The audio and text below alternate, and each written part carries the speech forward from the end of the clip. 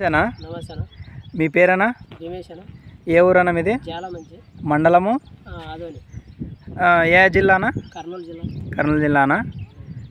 మీరు ఏ పంట వేసినారా ఈ సంవత్సరము? ఈసారి మిరప పంట వేసినాం మనం. ఎన్ని సంవత్సరాల నుంచి వేస్తున్నారా? ఒక 6-7 సంవత్సరాలు అయింది. 6-7 సంవత్సరాలు అయిందే.